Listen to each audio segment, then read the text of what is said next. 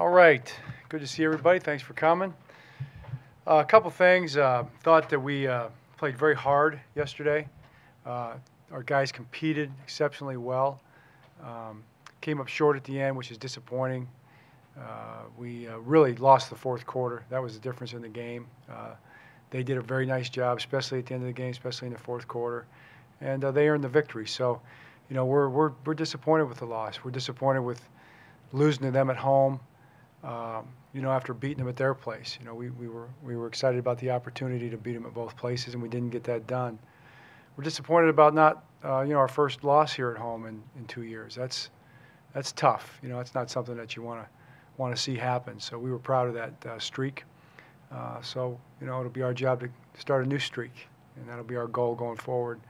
But we still think M&T is a great place to play. Just as far as the way we're approaching the game, I'm sure you have questions along these lines, but the bottom line is, you know, everything we do is to gear the program toward December. You know, we feel like we're built for December football. That's our goal, to be at our best in December. We're excited about the fact that we're in that part of that phase of the season right now, and we're excited about the fact that we're in position to do something, that it's meaningful football in December. So we're looking forward to that opportunity, and we're going to do our job to make the most of it. As far as injuries, the things that we've had lingering, Daniel Ellerby is continuing to work, and we anticipate he's got a chance to get back this week. We were hopeful for this past game, but it just didn't work out. Took him right to the game day, and he was unable to go. Ed Dixon did some running today, so we're just going to see how that the knee continues to develop. There's no injury in there. It was kind of a hyperextension deal, so he has a chance. Jimmy Smith continues to get better, so he'll be moving around a little bit this week. We'll see how that goes. Ray is here rehabbing, so we'll see how that goes this week going forward. And nothing to report there. When there is, we'll let you know, but we'll just see how that goes this week, and we'll let you know. Terrell Suggs is the one injury from the game. Has an injury in his upper arm area. That's being evaluated further today. We don't know the extent of it. We got an idea what it is. It needs to be evaluated as far as, you know, coming back and possibly playing this week or not going forward. We'll just have to see where that is, and we should know something. We should know by tomorrow or Wednesday at the latest. Okay? To the upcoming opponent, I know you've got to focus on one opponent at a time, but the impact Robert Griffin has had in this league, have you kept an eye on him as the season goes on? Yeah, I kind of keep an eye on him. You know, you get so focused on your opponent, you know, and you really don't know, other than kind of from the news, the little news that we see, how he's doing. And being here in the area, of course, you get a little more of that. So we've been following him from afar a little bit and very impressed. Always been impressed with him, you know. I knew of him because my brother recruited him 4 years ago to Stanford. He had recruited both Andrew Luck and Robert Griffin III, both out of Houston, both 4.0 students, by the way. So they were Stanford guys, you know, and Andrew ended up going there, and obviously RG3 went to Baylor. So known him for a little while, got a lot of respect for him. In terms of, it looked like he was in a lot of pain right immediately, and then after the game, seemed to settle down. Are you guys encouraged that this might not be a long-term improvement? I think we are. I think we are encouraged that it may not be, and we'll just have to see. You know, if I knew that for sure or could say it for sure, I would. I just can't right now. But we have some encouragement there. Yep. John, despite the loss, do you guys, at least many of the players, spoke that you can still accomplish everything you set out to do?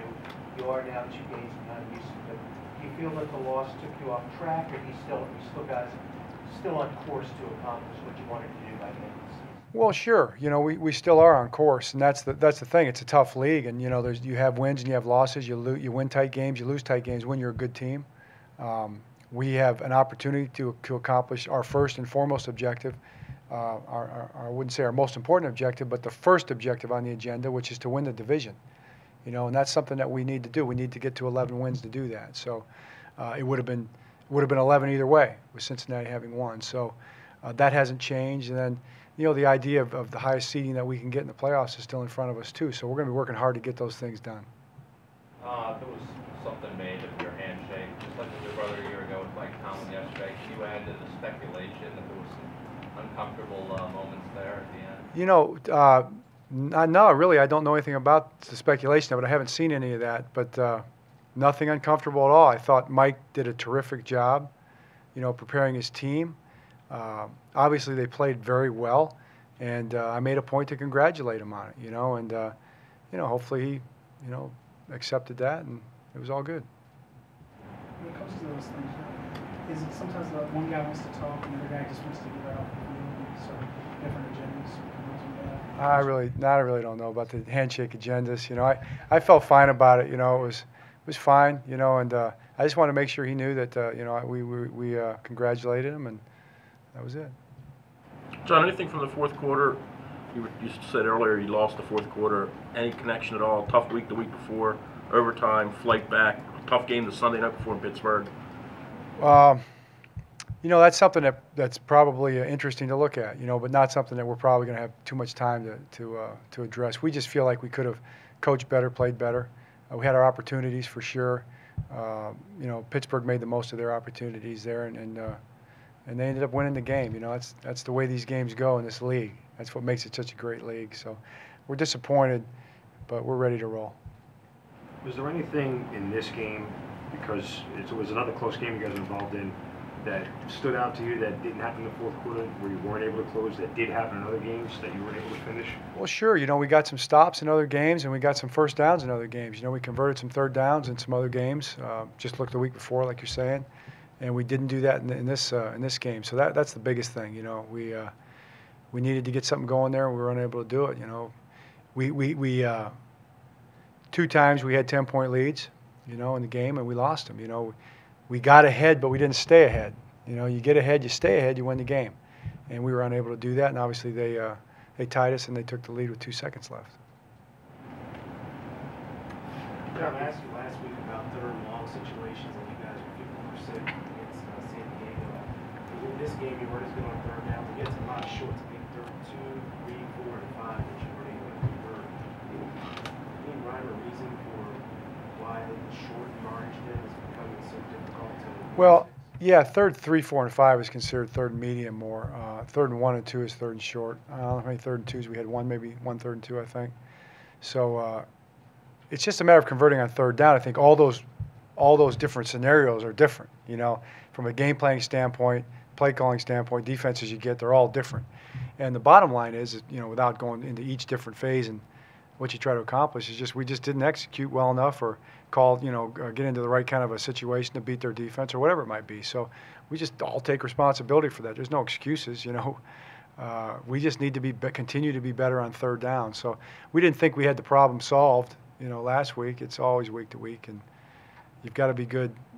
You've got to be good converting on third down. You've got to get first downs. You've got to move the ball to get your offense in rhythm and score points. I know you were asked yesterday about Ray and the lack of carries, but when you go back and look at the tape, you see that he didn't carry the ball in the fourth quarter. Is that something that you look to avoid in the future, or is that the way the game was dictated? I think it was dictated in our mind. It's just we're going to do whatever we can, use the players we have. We're going to try to use all of our guys, all hands on deck. I think it's really easy to look at the stat sheet and say, hey, this guy should get the ball more, that guy should get the ball more. You're trying to use all your guys and move the ball. When it's successful, we're happy about it. When it's not successful, you look at it. So we have 2 really good running backs. To me, it's important to use both of them. And we have both of them. We have confidence in both of them in all situations. So, if we'd have got a couple first downs there in the fourth quarter, if we'd have gotten 1 first down in the fourth quarter, I'm quite certain that Ray would have carried the ball quite a bit. But we didn't. We didn't get started. So that's the way that went. With a guy like Bernard Pierce, do you kind of start to if he's having a couple nice runs, ride that hot hand, a little bit? No, I think we like guys playing a certain number of plays, and they may be in there for back-to-back plays, or they may not. Sometimes a guy busts one for a long gain, and you pull him out to give him a rest too. So it's not quite that simple. It's just playing both. I mean, Ray's our running back, just to be sure. He's our guy, and Ray's the guy that we want to have the ball. He's the guy who want to have the most carries. We want Bernard to be a complement to Ray, a very good complement. They have different running styles, so we think that helps us. And it's always good to put more guys on the field. I don't know what argument you can make for not playing good players, So that's not one that we're not going to stand up and bless you. We're not going to stand up here and make that case. We want to play our good guys, and we've got 2 good backs. But Ray's our guy. He's our workhorse, and we want to get him the ball in many ways as we can, as often as we can. But there's other guys too. You know, there's only one ball. It seemed like the middle of the field opened a lot yesterday on some of those throws. Is that a byproduct of you guys missing Denell Ellerby over last 6 weeks? He's done a nice job for you. He has done a nice job for us, Danell, but that's not those plays weren't a byproduct of that. Those plays were a byproduct of basically screen looks that got us running away from our man coverage and that guy popping open on man coverage. And we just need to do a little better job of keeping our eyes on our man and covering our guy. Albert McClellan primarily playing in the middle yesterday. Played solid. You know, I think we had more tackles for loss in the running game than we've had here in a long time. And the runs that they did get on us were runs that got stuffed up, except for one that popped through the middle for a few yards, that got stuffed up and then popped outside when guys got a little over anxious on the edge. I think that was 2 times. So I thought the run defense was really good. Obviously Albert and Jameel, you know, the linebackers, Josh Bynes did a nice job as well. John, was it miscommunication that you were back watching the team and talk to guys as far as the secondary, it seems like where there would be less Well, I think I just answered that. It was more just keeping our eyes on our guy as opposed to jumping a screen fake or another kind of a fake to another guy. We got a little over anxious, and I would say it was an over aggressiveness more than it was a miscommunication in those instances. And John Joe's obviously had some very good moments this year. Struggled at times as well. How would you assess him down 12 games into the season? I would assess him as our quarterback. You know, I think he's had some really good moments, and like any quarterback, you know, you look around the league, that's pretty much what you get. You know, there's a few guys playing at a Hall of Fame level week in and week out. You know, we're striving for that. You know, that's what we're always striving for with all of our guys. But Joe's playing good football. He's playing winning football. But he knows he can get better. All of our guys can get better. And Joe's fighting and working, you know, to be the best player he can be. And we're going to need him to be at his best now. You know, this is the time when all of our guys need to step up and play their best. All right. Okay, great. Thanks.